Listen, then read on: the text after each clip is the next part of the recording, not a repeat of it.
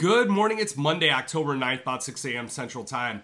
Overnight, the prices are stronger after Friday's short covering rally. You've got gold up $18, $18.63. Silver up $5, $21.78. Copper's up 2 at $3.65, and platinum's up 8 at $8.99. The only metal that's down here is palladium. It's down about $6, trading at $11.56 right now. All the foreign currencies are significantly weaker. The only ones that are getting the safe haven bid are the U.S. dollar index and the Japanese yen. So Middle East tensions with Hamas launching a surprise attack on Israel. The conflict caused safe haven assets to surge. Gold, the U.S. dollar, treasuries, and oil are all up significantly. So looking at some things that I'm going to be watching here, kind of the retail investors' reaction to this. Once these markets start to open up in the U.S. hours, how does that play out? Do they continue to pile into some of these assets, or some of the assets that have been beaten up so bad, do they start to pull some of that off? A lot of times people have been desperate to get out of particular trades that they like to call time out and reassess it. So if they've been long gold and they bought on this pullback, say at 1850, and they rode it all the way down into the 1820s, they get the short covering rally. It's a relief rally for them. Then they get this surprise attack and it gaps up for them. Do they take that position off, call timeout, work new stops if it's going to break out to the upside on their positions, or they shift to a different type of trading strategy, buy some longer dated call options, and if things tend to calm down and the Fed stays the course,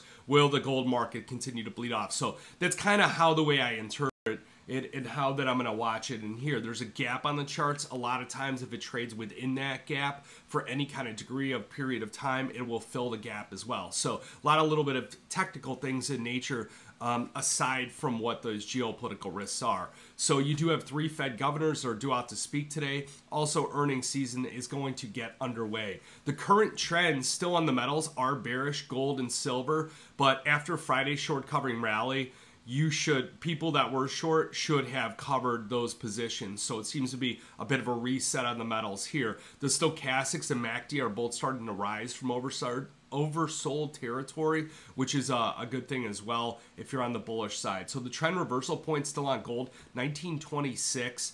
We got some ways to go. The 200-day moving average, 1981. The resistance point, 1863 and 1870. So we're at the resistance point right now on the algorithm's daily projected resistance point, and then 1870, that's where we're at on here. So I'm really going to watch it. If it goes and it shoots up and it breaks out to the upside, it's got to trade above today's high for at least 30 minutes before I would think that it has any kind of floor and it's going to go up from there.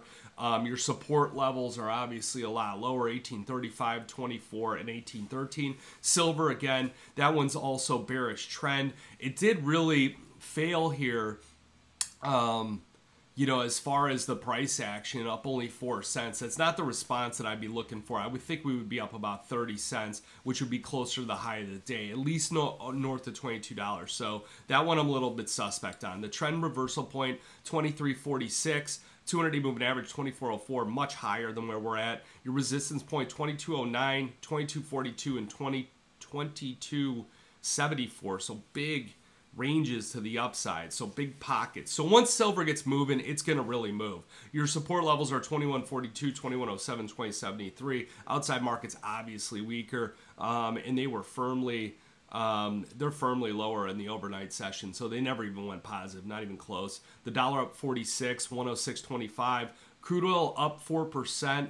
It's trading at $86, and then finally your 10-year treasury yields, they're coming off, so this might be a start of a trend here. 4.74%, down 3. Let's look at the chart here.